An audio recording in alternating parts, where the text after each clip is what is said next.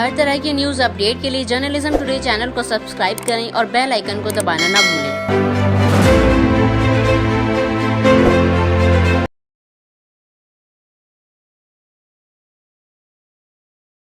Out in other jails where men were housed.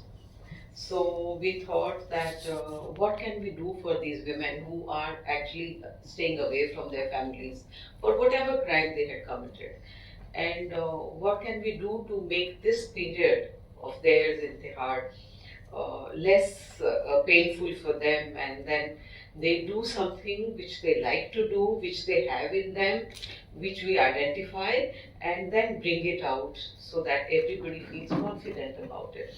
So we did a lot of brainstorming, and we found that there is a lot of creativity existing in these women who were incarcerated in their heart, in their women's jail.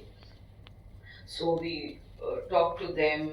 Some of them were really actually writing something, and when they found that they were being encouraged, you see what happens when you encourage women. So they started, more and more women started writing about these things, about their feelings. Of course, they are staying away from their families, and most of these things that they brought out, they created was how they are able to cope up with the separation, and the pangs they felt for their children. The child was unwell. There's another different story which I would like to share. So we had Vartika Nanda, who was teaching in Unishi Ram College. So she came to me that when we were brainstorming, she said, I will go to these women, sit with them and find out what they have done. So we collected whatever they had written. Somebody had written something, somebody was doing something. So we brought out all that poetry and scrutinized for their standard whatever we could publish.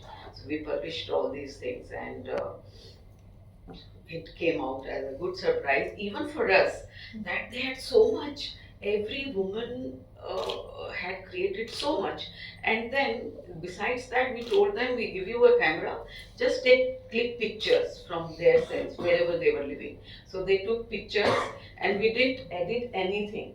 We did not edit anything, and those pictures have been taken in that book, Tinka Tinka Tehar. The picture along with the poem and the poetry that they had written, and we had brought it out, and it was a tremendous success. After I published this book, one day I was sitting in my office, and then one lady comes to me. She wants to meet me. So I had my doors always open for people who wanted to come with their problems or for solutions. So this lady comes to me. She says, I'm so and so. तिनका तिनका तिहाड़ में मेरी collection है. तो मैंने कहा हाँ बताओ क्या बात है. बहुत अच्छी बात है कि तुम बाहर भी हो. तो she was on parole at that time, and her daughter was unwell. She had no money, because from where will she get financial help? So she says, I'm in need of money. So I said immediately, yes, you will get money. So I immediately gave her 5,000 rupees. I said, please go ahead and take care of your daughter. So these are small, small incidents which like really make me so emotional about the work that we had done. It was such a small thing. It was so therapeutic for these women who were living in those cells and living all alone without their families. Children are unwell and family is suffering. So I think when we come to this Posh, we find that there is no solution as far as mental trauma, to deal with mental trauma is concerned, and I think this law doesn't have that provision, and we need to think about something that if we could do that in the heart, why not somebody who is going through, because anybody, whether a man or a woman who is going through this kind of a problem, he or she only can understand how difficult it is to deal with such issues, and you can't openly talk about it.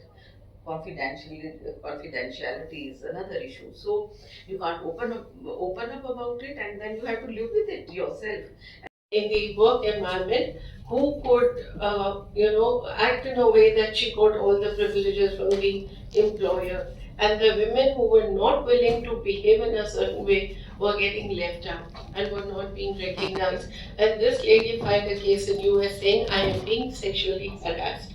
The district court convicted, though of course the superior and the appellate courts did not agree that it would be a case of indirect sexual harassment. But these are the aspects. As we are opening up, we are trying to make an equal level play field for everybody.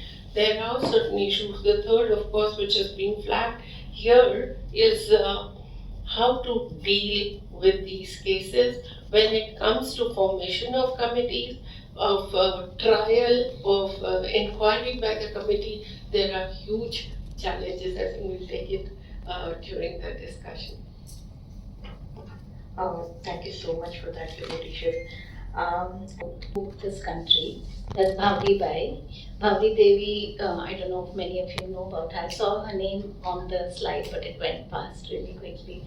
Bhavri Bai, to those of us who are part of women's movements in this country, was a Sathin in a village in Rajasthan. And Bhavri Bai, there's a long story around her, about what happened to her, and I would encourage you to read up about her. She was raped by a group of men from the village. She worked on the issue of child marriage in Rajasthan. She was raped by a group of men who, when she was trying to stop her child marriage from taking place in the areas where she worked, Bhavri Bai stood. She's still alive. She's still a fantastic speaker when she speaks, and she has lost a lot of hope.